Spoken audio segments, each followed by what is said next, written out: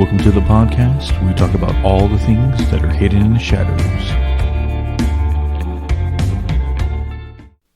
This is Isaac, and on this bonus episode that I mentioned in our episodes before is an episode that I have tried, I have been preparing for a long time, because I have spent the most part of the last 3 years that I've had, well, now 4 years, I've had my ability searching this world for others like me, searching for others in this world who have the capability and to do what I do.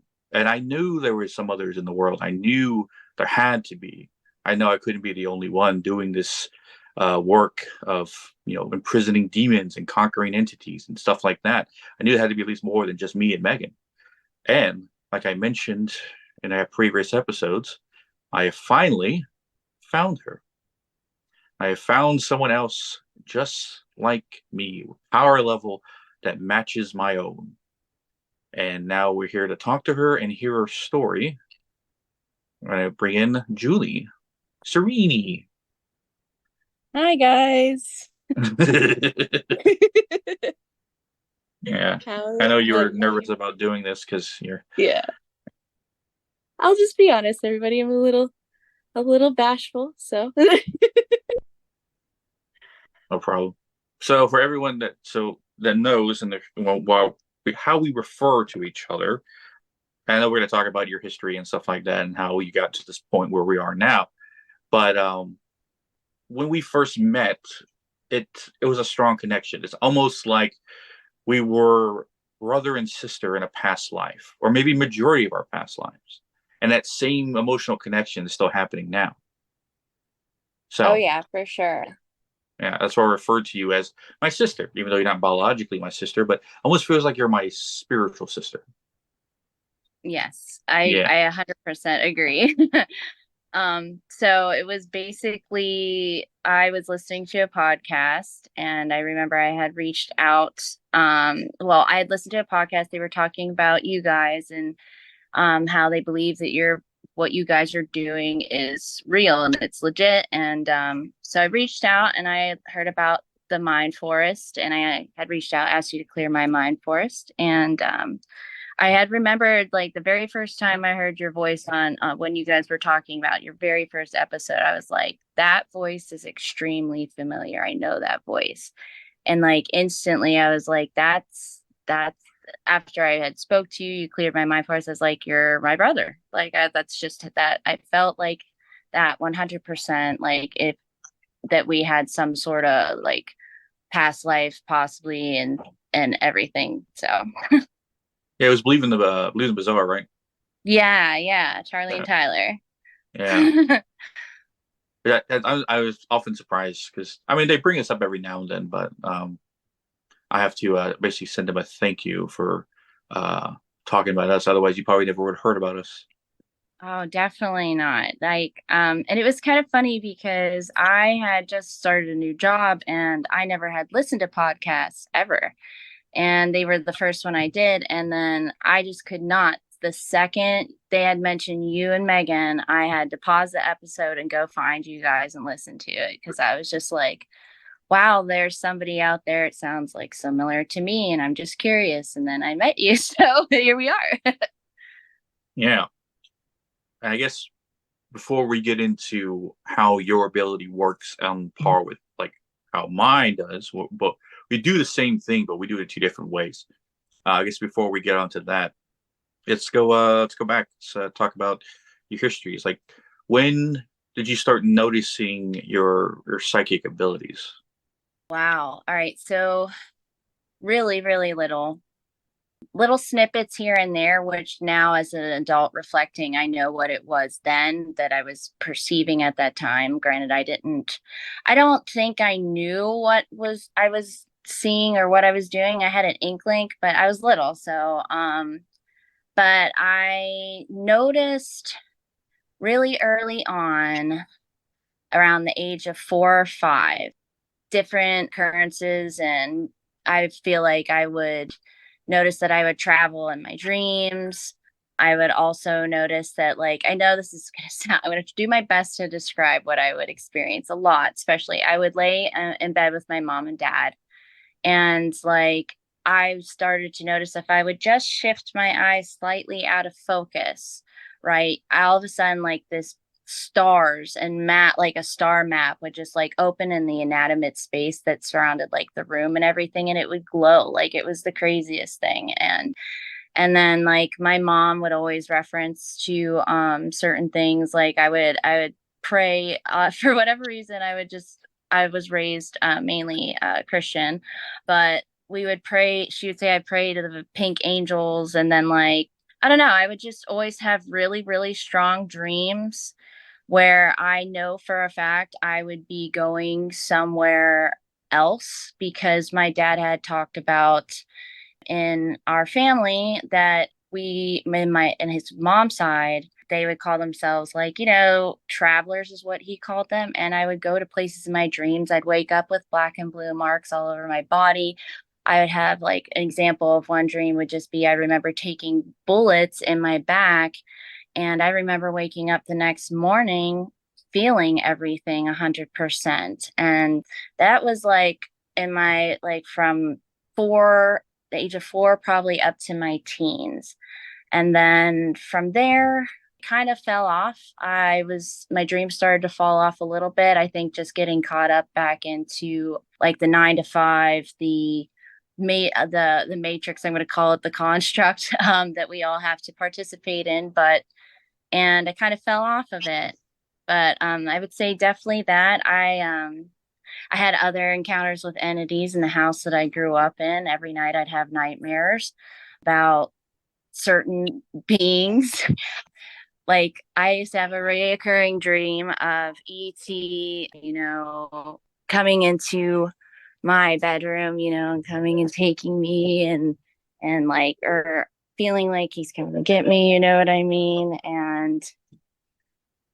And then it's weird because he would always come to my bedroom window and he'd always be smiling at me. And he, I would just have this menacing feeling around 3 or 4 in the morning, or 2 to 4 in the morning, that he was coming to get me. And I knew like every night that that was happening. So I would choose to sleep with my mom in her bed up until probably the age of 16 because I had this strong feeling that something was coming to get me every night. And I say ET because that's what he looked like.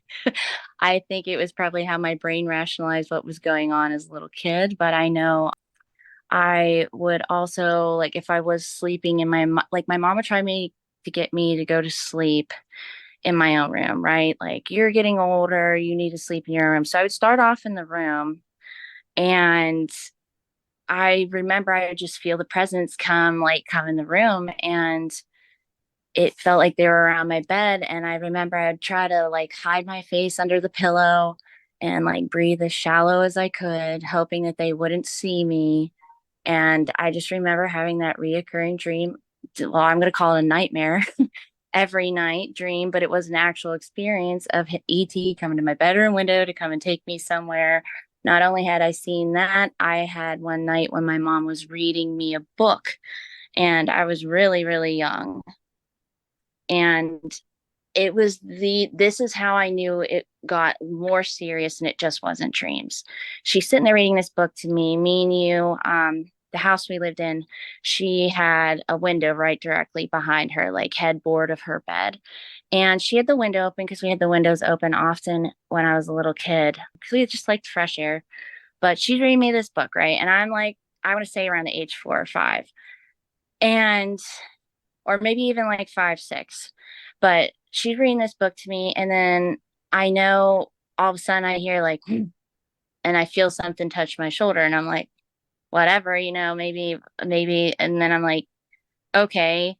And I just go back to paying attention to mom reading, and I feel it touch me again. And I go to turn around, and it was like the only way I can describe it is like it was a frozen thing in time. I could hear mom still reading in the background, but she didn't see me turn to look behind. And right there in the flipping window, 100% 3D flesh, I can see every little pore on his skin, ET, in the window, and he was touching me, and I was just like tapping my shoulder and pulling my hair, and I'm like, "What are you doing?" And he just kind of laughed, and then I remember snapping back into it, and I'm sitting now again after I saw that, facing and looking at mom in the book like nothing happened, and I looked again behind me, and he's gone. So, I mean, that was my early years. And then at some point in my 20s, I did move back in with my mom. I had left and moved out and moved back in. And I remember another occurrence when I was like 21 years old, right? I'm sitting there sleeping in my bedroom that was always my bedroom. I always had my bedroom in the front of the house and the computer room off to the right of it. And I'm sitting in there and it's like 6, 7 o'clock in the morning. Now, this is what I always found crazy about that house is things that happen early in the morning too. And I'm like in my room, I'm an adult, and all of a sudden I'm trying to go to sleep. The sun's starting to come out. I had a weird sleep schedule because I was a bartender, but I'm trying to go to sleep. And the next thing you know, I hear breathing, and I could feel the breath on my shoulder and my neck and this growling, like evil, sinister, like breathing on me. And I'm like, what the hell? And like, I'm like, at that point, to my knowledge, I was doing everything I knew that I to protect myself, and like say my words of power that I whatever makes me feel comfortable, all that stuff, and like trying to banish it away, at that time. And me and you, I didn't understand anything that I understand now, and I wasn't very knowledgeable about any spiritual stuff and everything other than what I was taught in school, in private school, and being raised Christian. So I didn't know what to think of it other than like, what the hell, this is a demon. So I'm like, okay, so I try to go back to sleep. It starts growling in my ear again. At this time, I feel the scratches on my back, and I get up, I look, and there's 3 scratches on me. And I just remember going to sleep and being terrified at that point in time. What the heck? I supposedly the house that my mom and I grew up, like the one I grew up in with my mom, was the preacher's house. So I at that time would have thought, how the heck is anything evil in here? But I know also other times when I was 4 or 5, I had seen eyes in the basement of this house. Like there was this little, like, how do I say? So the first floor is like the living room and the kitchen and the dining room. And then you can go down in the basement, and it's about 12 stairs down, and it's all cement down in there. And they had an old fruit cellar off to the side. And then they had this other like little, I don't know, it was like this carved out little like storage thing where there was a well in there, like a natural well. I guess it's old house. It's one of the first houses in the town. But I'm from little Boston, Pennsylvania. I wanted to say that out there, throw that out there if anybody want to know. But so, and I saw red eyes as a kid in there too. So, like, I've seen some random spooky stuff. I've experienced quite a few things, but that's the farthest back and I can go on about encountering these other people. I moved down here if when I moved to Florida, if you'd like. Sorry, it's going on tangent. No, no, no, no. People are like, oh, geez, I haven't spoken in a while. Like most of the time, he's got to carry conversations. No, not with you. Um, No. from our conversations we've had in the last 6 or 7 months now, you told me, hey, if you just let me talk, I'll keep going. I was like, I know.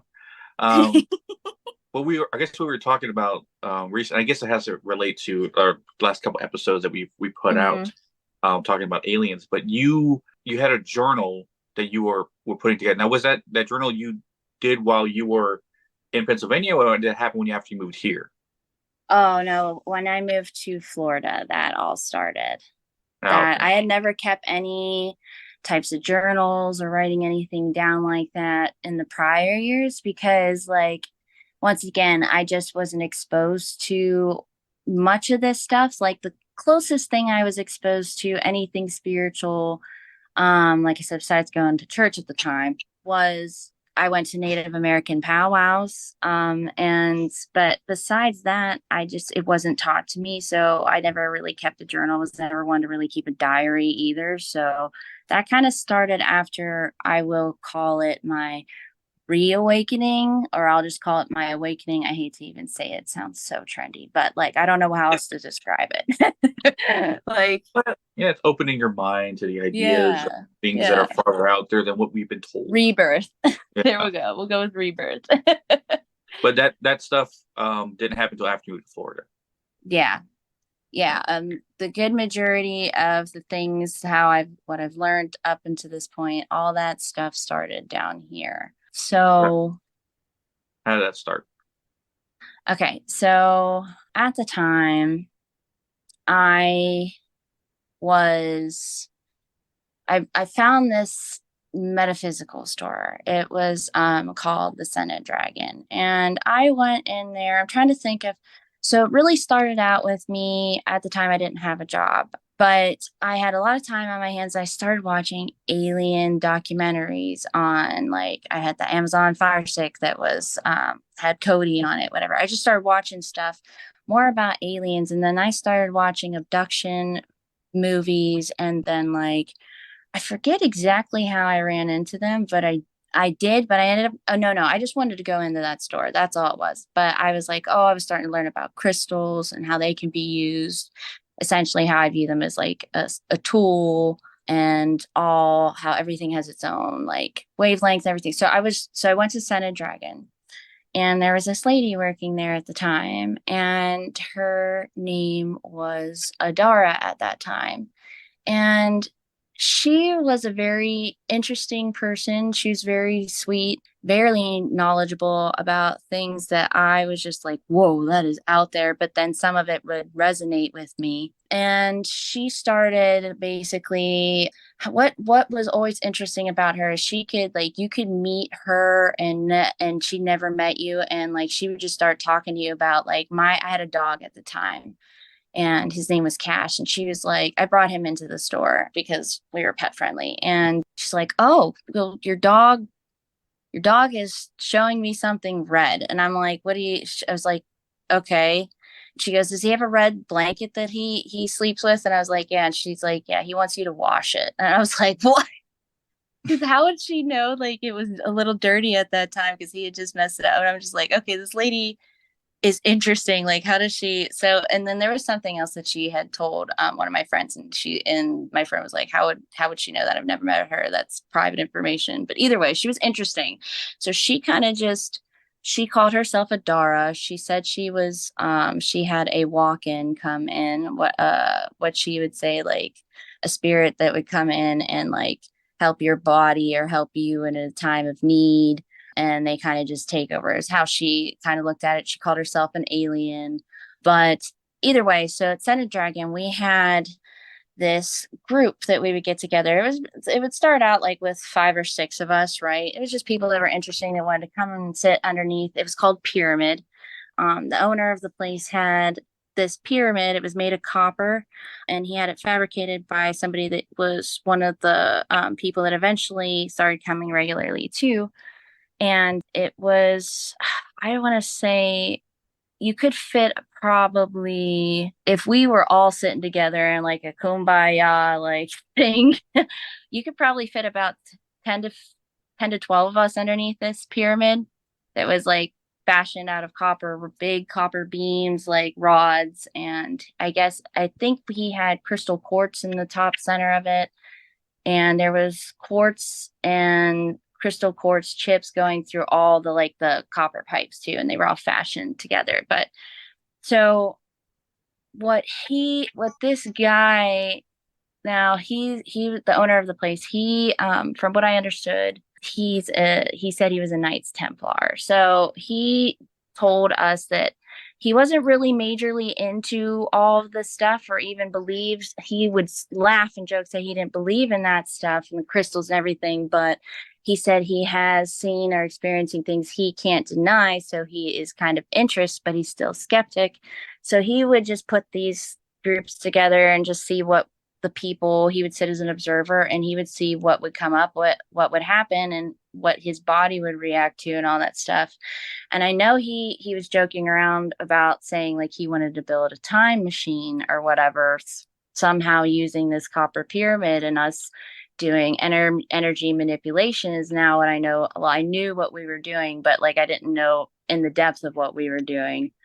But Adara, she would be the main person that would like kind of, it was kind of like you get around her and you start waking up yourself a little bit. Like she knows all this stuff. She'll talk about it and you'll tell her about something. She'll tell you what it means, what it is. Like, oh, that's your psychic. Oh, that's what that is. That's, oh, you're an energy manipulator. Oh, you hold space. Oh, you do this. So she just kind of like guided people, and we would start doing energy work on people that would say be having a bad knee that was hurting them really bad, or somebody was plagued by nightmares, or somebody that said they had an encounter with a being or whatever. So we'd all get together and we would sit this person in the middle, and we would have like random crystals at the time that we felt called. We'd all choose crystals, whatever, that called to us, put them in there and whatever, and choose, like, sometimes we choose a theme or sometimes we would just do energy work.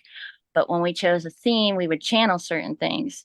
But so the energy work, we would always picture like the pain, or sometimes we would say like Adara would get in, she would look at them first and she's like, oh yeah, you have what she would call an implant. And what we looked at as implants was like almost like what you guys have, it's very similar. The same idea as like a demon imprinting on a human, right? Like a little trademark thing. And it would manifest to us as like this red crystal, right? And in our third eye, and our ability to be able to see it, I would say what I'm going to say on the ethereal realm and in your higher self body, your crystalline body, whatever you want to call it. And we would kind of pull those red crystals out and like burn them away, is like how we to help remove the pain from people's bodies, is like how she would always just tell us, okay, now just everybody, she goes, picture it looking like this and it doing like this. And it would be crazy because as these things would be going on, or like say even the times we channeled certain things, because we channeled Antarctica, we channeled ancient Egypt, we channeled quite a few things before, but you would have people and skeptics come in and it was open to the public. You didn't have to pay, it was free. Anybody that wanted to come, what we called, and she taught us to call it play, right? But now, knowing what I know now, it was not just play. But that's how she taught us to approach it. And would have people come in and be skeptics, like I said, that didn't know us at all, and they would leave there with profound personal experiences. Their bodies would feel it. Like anybody that came in, and they got to a point where she had found out the owner of the shop where this was originally happening was dabbling in dark things. So she separated from there, and there was some drama and fallout there that I'm not going to even waste anybody's time with that because it's not really that important. It's just personal drama between them. And then she went and basically opened her own metaphysical store. And then we started doing pyramid there. And the reason why that fell out also is because there was one time they wanted to hold pyramid when Adara couldn't be there, and Adara had explained to us like she's in line, like she's in touch with what she called the Galactic Federation of Light. She's in touch with higher light beings, like she is there to protect us, so nobody can try and bring in anything bad to pyramid. Well, somebody had brought in something one night, she wasn't there, and she had found out that we had brought in this thing that I could describe as basically like your goat head with your upper hairy man body, and like man body chest, and your deer legs, like what would look, people would say looked like the devil. So then she was like, oh no, we're leaving here. And that's how she kind of figured out that stuff. So then we did is we ended up breaking away our own thing, and that we never dabbled in any of that stuff. But pretty much after a lot of people kept coming to her store and everything, she got to a point where people were blowing her up. And at that point, she had changed her names, like because she said she was sending, and she was getting like she was leveling up herself, and she's like, I'm not here to be looked at like this is, I'm not a leader. I don't want to be worshiped. She's like, this is not a cult. I'm not here to make you drink Kool-Aid. And it's starting to feel like that. And she's like, I'm just kind of done. And then we had one final night where we all kind of got together, and there was only 5 of us left at that point. And we had one last session and we disbanded. And then I kind of fell off from like the spiritual again, once again, just getting caught up in autopilot until I heard Believing Bizarre and them talking about you and Megan, and here we are. Yeah, you had a far more strange journey to this point than I did, that's for sure. Oh yeah. Oh yeah. There's still so much more, but I'm trying to make it as straight to the point as I could, as best as I can. uh yeah, it almost sounds like you guys are doing like you were trying to do like C5, like trying to connect to how people when they get into a group and they channel energy and they do a Oh sheath. yeah, Yeah, Dr. Greer's thing. yeah. What Yeah. connecting to stuff like that. Oh yeah. I definitely I did end up it was similar to that because I did end up meeting a little blue alien, which I call him Flick.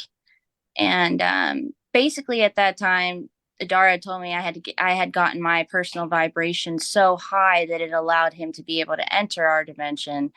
But he was a little like 3 or 4 foot, like little blue alien dude. Translation was really hard to, he said, just call him Flick. I know it sounds weird, but like almost lapis lazuli, blue skin ish, but he kind of looked more like little Avatar dude, but didn't have the same Avatar ears. He had no ears. He just had the little nose holes and big, big, huge golden eyes with huge round purples. And he was just his energy was so sweet, so loving, just being around him. But he was wary of us because he said he was checking in on what was going on. And I had met him when it was still at Scented Dragon and where they were doing the dark stuff.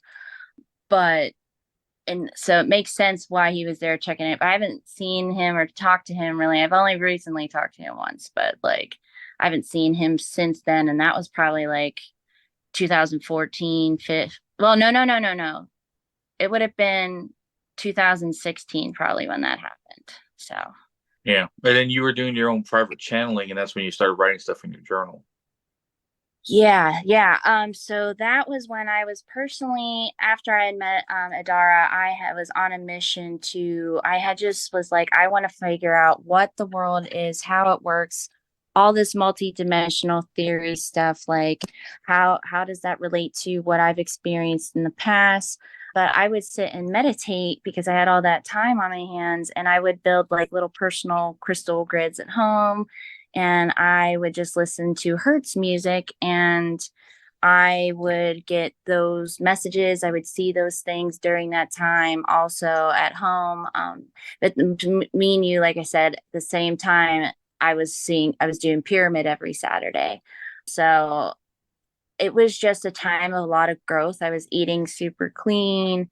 I just, I had a lot of time that unfortunately I typically I don't, most people don't, but you got to make the time. But I would sit and meditate, and whatever I saw, whatever channeled, whatever came through to me, it was kind of crazy because what I know now, I realize what I was writing during that time kind of correlates with what we know and what we've discussed. So it's just kind of, it's very cool and interesting to know that I was going up. Like, okay, so one of the things in the book is they were showing me I was up in outer space, and it looked like this black wormhole or void, not even a void. I would say it looked like a planet that looked like it had turned, or something like a star that had collapsed, and now it's like all black, and you just see all like the star dust, like the planets or the asteroids like spinning and getting sucked into it. But like,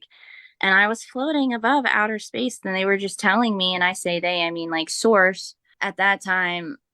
I don't know who I was talking to, but I knew I was talking to higher beings. I knew I was talking to what I perceived as my guardian angels and all that stuff, things that watched over me and guarded me.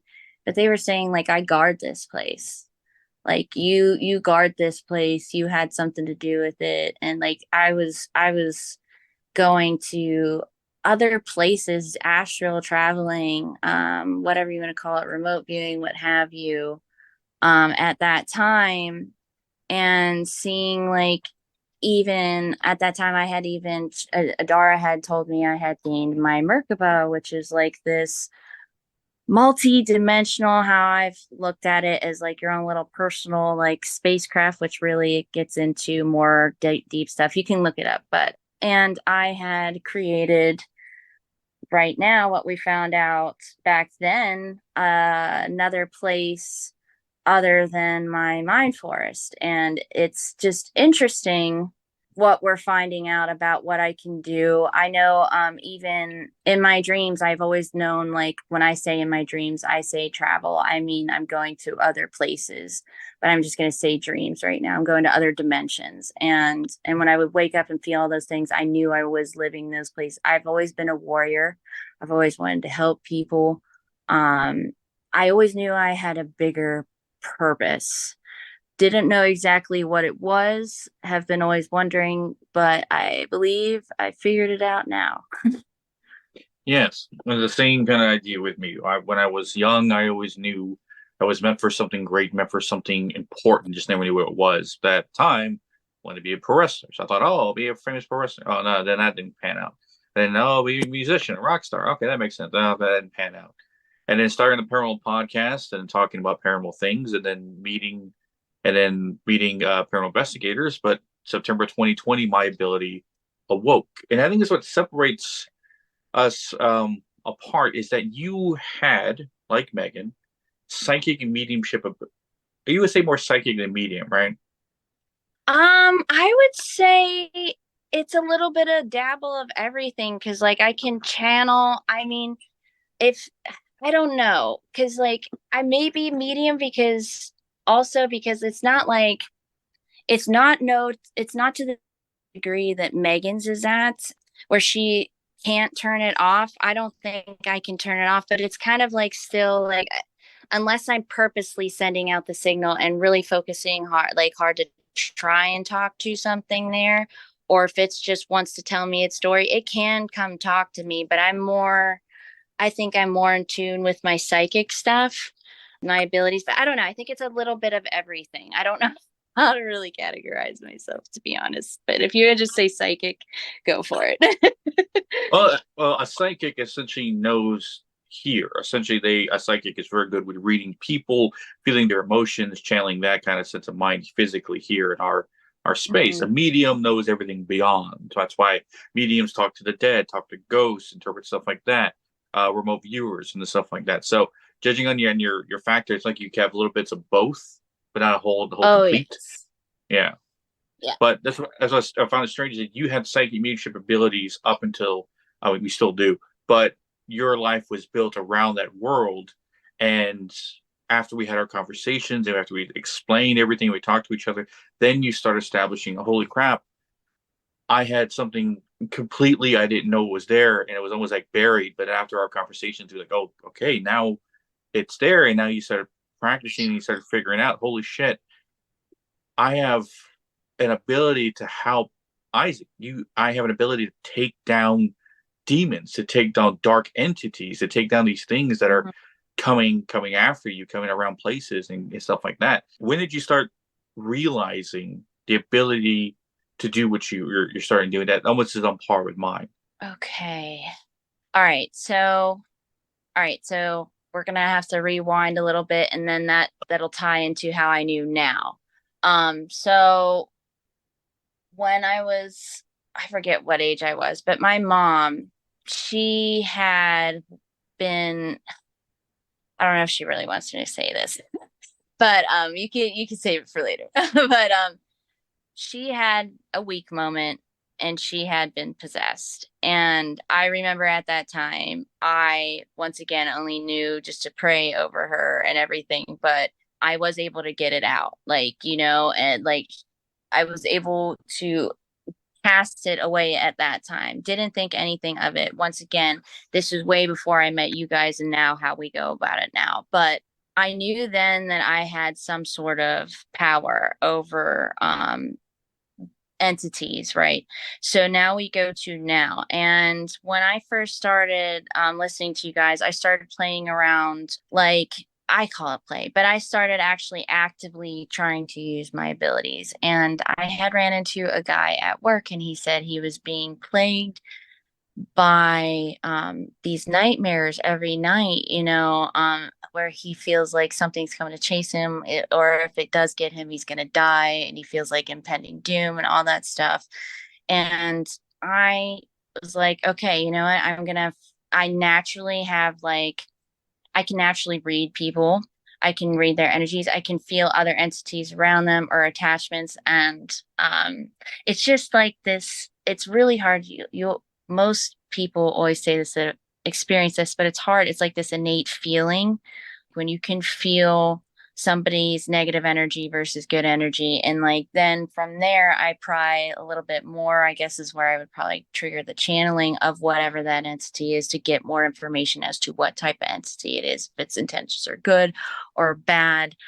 It's just like I can feel its intention. It's like an energetic conversation. But I was like, well, that's not okay. And like, I was like, I started to feel a little something. It was almost like seeing like a little gray cloud, like in the ethereal field hovering over him. And I'm like, oh, something has definitely imprinted on him. And then I started talking to him about demons and all that other stuff. And like, if he ever had come to find out, his family actually has people that are sensitives, and he didn't know what to call it. And it was just like we were having these conversations about it.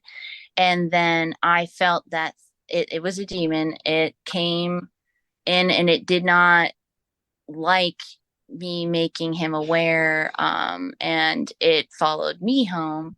And I was sitting out back and I felt it, try to like manipulate, or how not manipulate, mess with my vessel. It started to like make me feel really heavy and like started making my chest tight. And I was just like, oh, heck no. And then, like, the best way I can describe is out of nowhere, like, saw, like, as I'm sitting down, I saw also my higher self leave my body and use these Chinese throwing blade looking things and like just cut its arm off. And then I I was like, you try to follow me in the house, you're gonna really regret it. And it tried me, and I had at that time, previous to that, I had called on Archangel Michael, and I wanted him to help me. And I was like, oh, I don't know if I could do this, but that was before. Sorry, trying to get it in my head, but that was before I did went out of the out of body thing and everything. And he basically said he heard my call, and he had told you have a trap set it and everything. And so I was like, all right, I got up to walk into the house because I was on my back porch, and I told it one more time. I'm like, don't come inside because like you're not welcome here, and you're gonna regret it. And soon as he made a step towards me, it was like a rod that Michael had shown me, like a spear or a rod that I could use, had manifested, and I had set like this, like almost what I'm going to say, a bear trap thing. So if he took one step forward towards me, the bear trap type, but it was a bolt, it was a spear rod that had pinned him to the ground. And I, at that time, I had called you, and I was like, hey, I think I have something here pinned to the ground. And that's when you were like, yeah. I was like, it's off in that direction. And you're like, yeah, I see it. And then you took it to the ring. And that was when I was just like, holy shiznit, like what I can do, what I'm perceiving, what all this time that I felt this whole time that I could do is happening. It's legit. Um, you know, it was kind of crazy. I don't know how to describe it. Well, it's in all honesty, when you started telling me you were banishing these things and taking them Mhm. down and doing stuff like that, I was thinking, oh, she's another psychic medium with an extra EMA, like a lot of the other ones we've met, right? Able to project energy, almost imprison, capture, trap these things. It seemed like you were creating traps and stuff like that. But it was only Mhm. after until you actually sent things to my ring that I realized, oh, we have something more here. We have she is like me. She's capable of sending these things. And the things you were sending to the ring, I was hella surprised. Some of these things were big demons, some of these things were dark creatures. So it's like the entities that they're like, holy crap. And then you just it got to a point. And it's remember we were talking about how you were doing it, and I remember I told you before that like almost feel like this like throw an energy spear and it hits it and like it shoots it to the ring, and then you Mm-hmm. start using that kind of practice. Mm-hmm. Yeah. Yeah, I remember.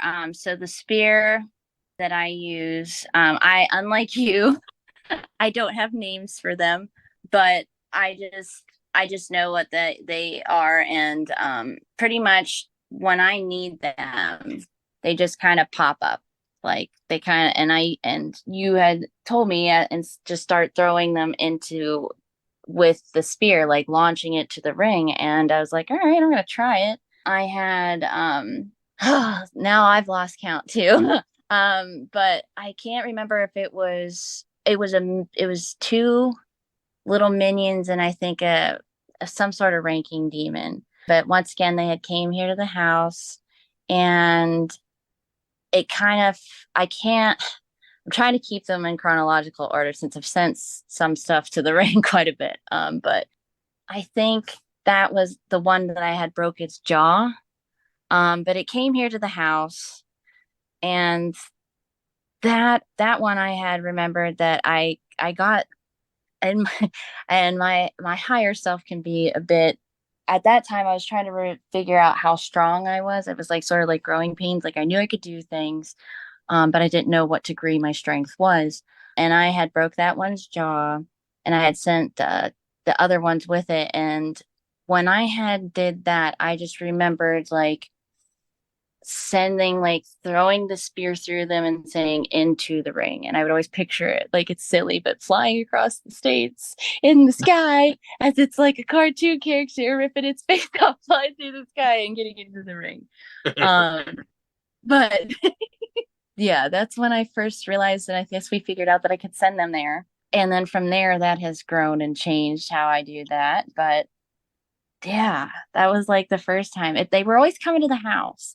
I had an old hag in the room that was spying on me. She didn't step forward to me, but she was definitely spying. I've had some things come here, but now the house is good and nothing's can get in here, so it's kind of quiet in the house. Well, that's also the similarities and difference between the two of us. It's my ability is physical. It's like I have to use physically my hands to do what I do, to feel, and I feel the energy in my physical body. You Hmm. remote view and astral project out of yourself, and that's where you do all your fighting, Hmm. right? Yes, Yeah, yes, it's on the astral plane. yeah. That's kind of like reminds me of Megan. Megan, when she body bags things and sends it to the ring, she does it in the astral plane. She grabs them and takes them and throws them. And it's how Hmm. you're working as well. Is you're fighting these things physically and with a warrior mindset and sending them to the ring. The interesting other fact, when I talk about being inside the ring and doing what I do and how I have it set up, you one of only two people I know of that actually went inside the ring as I do.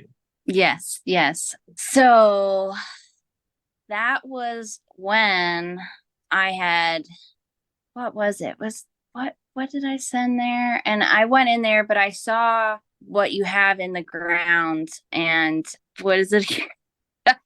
the Oh, the word that's interesting too. Thinking too. The inscription I have yes, written on the ground, yes. abandon all hope, ye who enter here.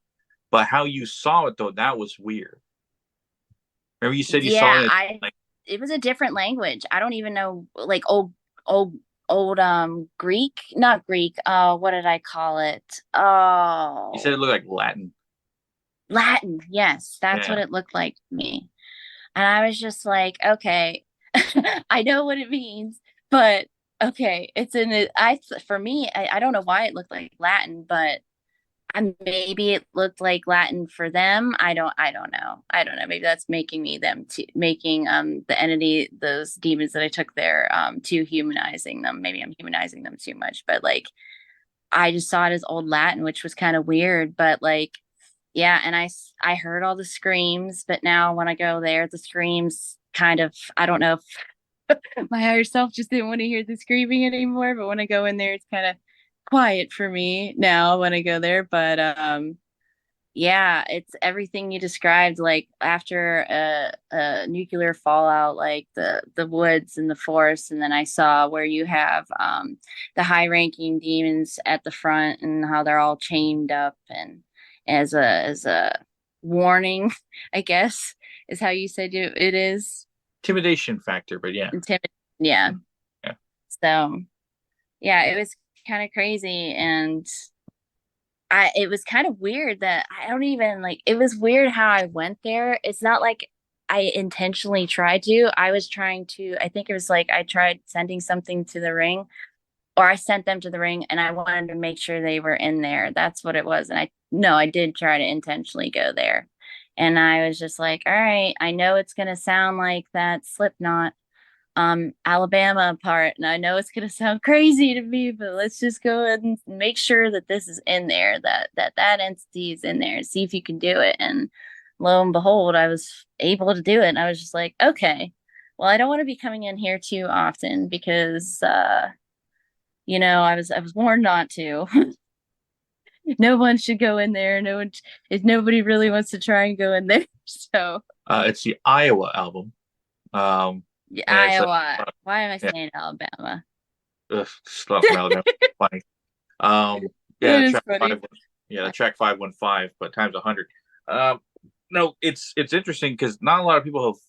Megan's observed it, but she's never gone in, and a lot of people have observed Hmm. but never been physically in there. The way I am in the ring, how I stand inside and see everything and do the things I do, collect the information from the entities, right? How I can interrogate them to get information out of why they were there, why they were bothering that people. You seem to have that as well, to able to get information out of them, because like when you conquer them, when you fight them here before we send them to the Hmm. ring, right?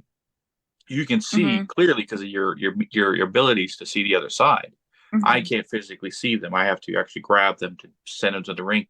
Then I can see who I'm talking to. Then I can talk to them. But while I'm in the ring. But one thing that the other person who's ever been inside the ring told me is that the gravity in there is so immense and so heavy that he could not walk more than a couple of inches because his feet could not be lifted off the ground before he left. Because you didn't experience that. You didn't experience immense gravity. It just felt like any other place. No. Yeah, I mean, like the energy was heavy there, but not the gravity feeling that I have encountered when I'm doing other things. But it was just felt like any other place. It just looked the way you've always described it, and it made sense as to why I felt like all I was feeling was like all the torture and pain and all the suffering, like that. But you know what? But also what they had put being other people, humans, beings through, and all the things that they had put on people. So that's what I felt in there. And I was like, yeah, okay, I'm definitely this is the ring. That's something I never considered. I can't, like I said, I can't feel people's emotions on that level and stuff like that. But you can feel their emotions. You can see their end. So that, I guess for you to be in there would probably be intense, just feeling all that negativity at the same time. Yeah. Yeah. Yeah. It is very intense. And I think that that alone also puts a major intimidation factor in where that place is at. Yeah. Well, that's cool. And then after you started doing that, you told me we were there, and then stuff we were taking down. I was like, oh, fine, another shadow walker, another order keeper, another one of me's out there doing the same work and stuff like that. Granted, you still get to get your feet wet with investigations and and doing cases and stuff like that. But everything that's been coming to your house, you've taken out like it's easy. Like you're looking for your next challenge. And I know how it feels because the things I take down are easy. The next, granted, you did something that I didn't do, but you didn't know you were doing it. So that tells me. I know you remember mentioning your mom, but I don't remember if we ever talked about her being actually possessed. And if you were able to push it out, of her, Hmm. that means I can easily grab and pull it out of someone as well. Because if our Hmm. abilities are aligned in that sense, if you're able to basically, Hadouken the Hmm. demon out of your mom, I should in all practice be able to pull it out of somebody. So that's confirmation and confidence I didn't think I'd ever get when it comes to the future. Yeah.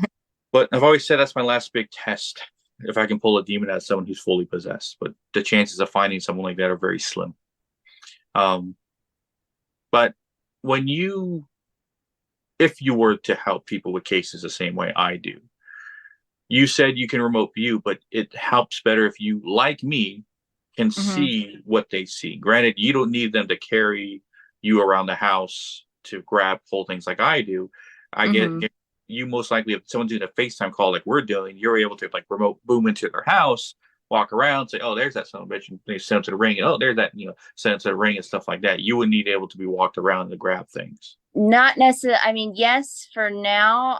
But I'm pretty sure I pretty much got it on. I'm pretty much on par where I think I'm getting close to Megan's ability on being able to remote view. But I really feel like as long as I can see a picture of the place, or if even if they felt comfortable walking me through the house, but they don't need to, I could remote view there now and be able to figure out what's going on, send it to the ring, close a portal if they have one, if need be, whatever it might be. I would be able to send it to you, and then you'd be able to figure out what's going on. But yeah. Yeah, because I know it lighten my load if when come in the future, more people know and they start asking for more help, we start getting more cases. I'm like, um, I can, say send half the batch to you. Hey, can you deal with these guys real quick? Yeah, um, yeah. I mean, people don't mind my quirkiness and my weirdness. I'm all I love peace and light. I'm just a goofball. So if I giggle when I'm happy, it's just stage fright. We're just gonna call it stage fright. yes. I guess the one thing that I hope you have a future ability with, but Hmm. um, I hope it's not just tied to me because we are spiritually related in a sense. Hmm. Um, but the mind force thing. Um, the way I have to physically connect to someone's mind in order to enter the mind forest, my tendrils have to connect. Could you enter someone's mind forest as you're talking to them or even see their picture? That's remote viewing to their location and they're remote viewing to their mind forest. Or does that seem like something you haven't even considered of trying to practice? To be honest, it hasn't something that I've even considered at the moment. I'm not opposed to trying it. I mean, I've just never considered it. Part of me's just always been like, I'll leave that for Isaac. If he asks me to do it at some point to help lighten the load, I'll attempt to do it. Okay.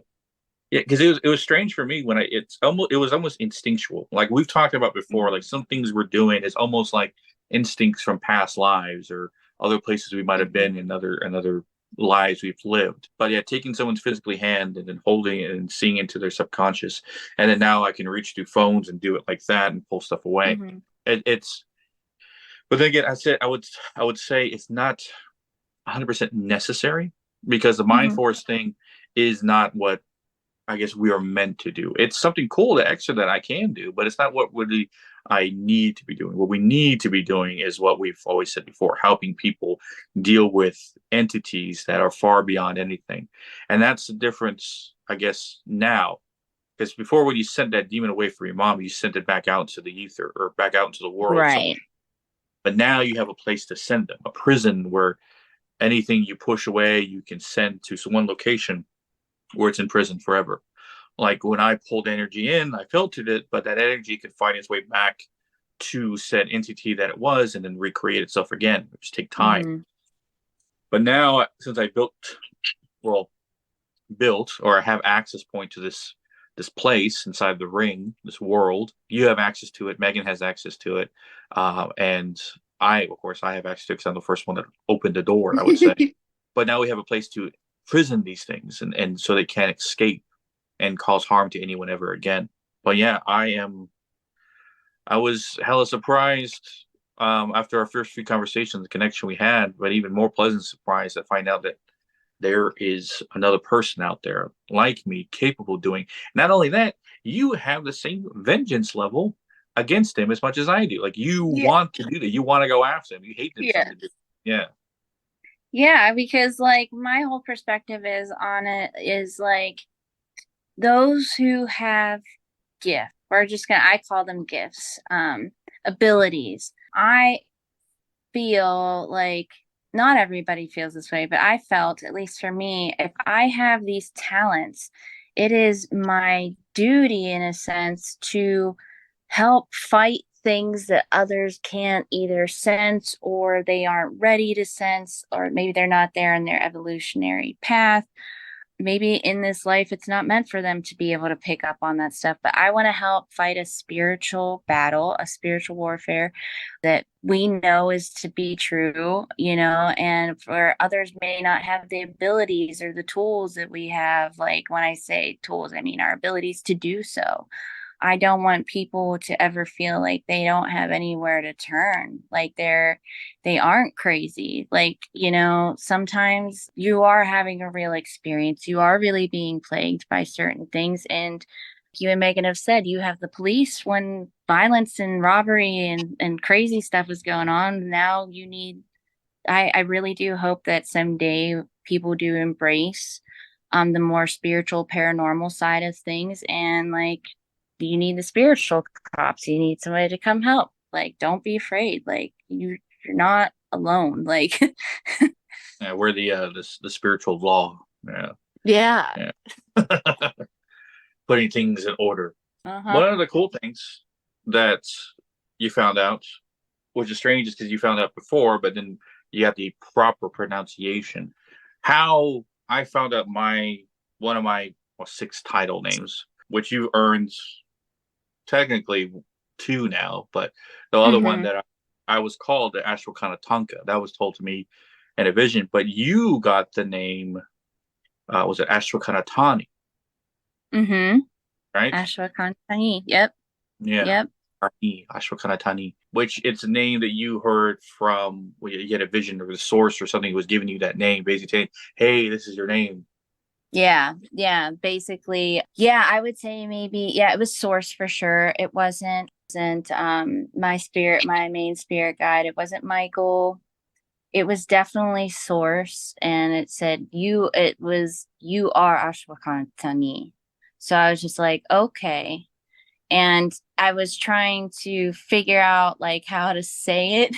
And I remember how I was trying to tell you how to say it like phonetically or spell it. It was interesting. But yeah, we both recently found out when I was going through my dream journal, I had basically channeled that something similar to that in 2017. And now it makes sense when I hear my actual name.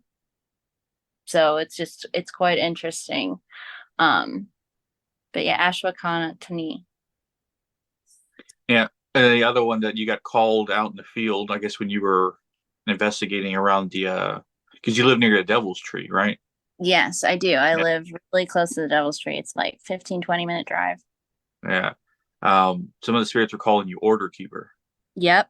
Yep. Yeah. That was the first thing I heard. I was just like, Order Keeper. I'm like, are you talking about Isaac? Yeah. What about him? And they're like, no, you Order Keeper. You're Order Keeper. I was like, whoa, okay. Like, all right, whatever you say. Okay. But that led me I'm to Order think, oh, Keeper. okay, okay. So Order Keeper is not such a title. It's almost like not a name similar to me. It's almost like we are Order Keepers. Mm-hmm. Yeah. Yeah, because I remember even coming to you and saying that, like, they called me Order Keeper. Is that right?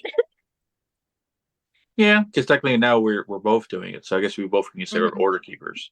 Like I Mm-hmm. always said that Megan's the real Shadow Walker because the Shadow Walker is essentially a psycho pump and she's helping Mm-hmm. spirits cross over, and I don't have that ability to cross spirits over in that sense.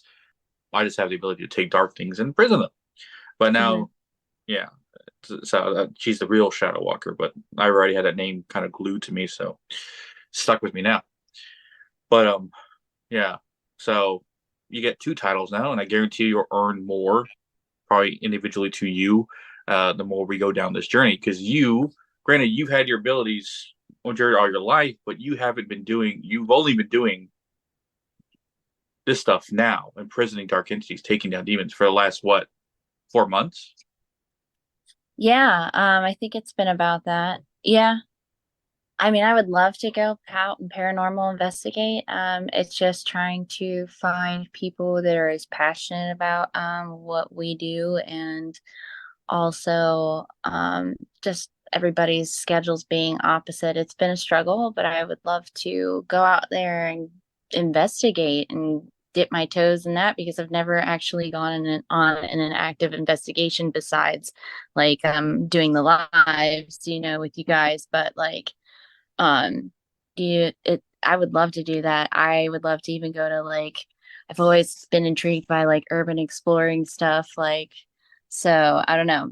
But I've definitely just helped people here and there and had things come here, but that's to the extent um that I've had the experices with. Yeah, but some of the shit that's gone to your house wasn't easy. It wasn't an easy road started. No, it wasn't. It wasn't.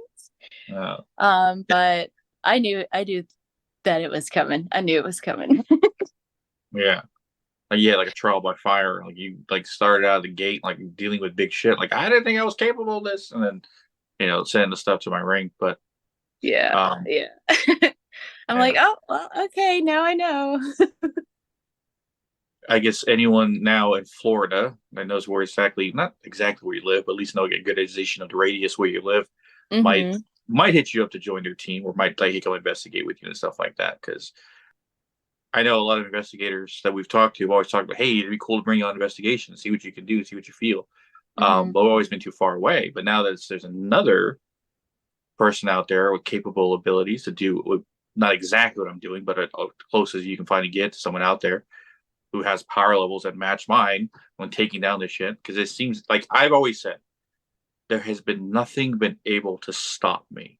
And so far, you can repeat that same sentence because so far you have taken things down that I have taken down, and nothing has been able to stop you. Mm-hmm. Yeah. Yeah, 100%. And that we would have to have a lot more time than an hour to go into that. No worries. I Oh guarantee have more conversations and stuff like that. So, no. yeah. Well, my dear sister, if you want people to find you, where can they find you? If you if you want to look me up, you can find me at inked underscore hippie underscore gamer on Instagram. I only have Instagram. So yeah, that's where you can find me. Only Inked one. underscore hippie, and it's HIPPIE underscore gamer. So inked hippie gamer. Well, I appreciate you coming on because I know you were nervous about the whole situation about talking about this stuff publicly.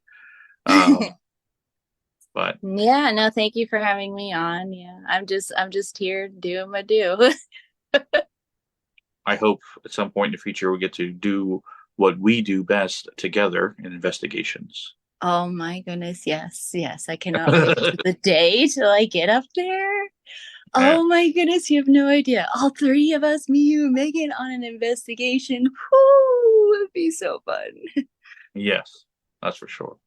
But I guarantee I'm going to have you on probably when we do another roundtable and stuff like that, because just to hear your perspective on taking shit dark things down and seeing how it works. But Okay. um, and probably future interviews because this is technically your Shadow Walker part one, and I Yes. have 6 parts. So as much as your ability evolves, we'll come back and talk about new stuff that you're Hmm. capable of doing. But Okay. appreciate coming on. Well, thank you for having me on, brother. And I will definitely be back on for the roundtable. You just Yep. make the call. And as always, you can catch our social medias at Hidden the Shadows Podcast on Instagram, Hidden in the Shadows 6 on X, Hidden the Shadows Podcast 2 on TikTok, or links to all our social media. And always you can listen to us at hiddenshadowspodcast.com. And always, we'll catch your weirdos in the next one. Bye.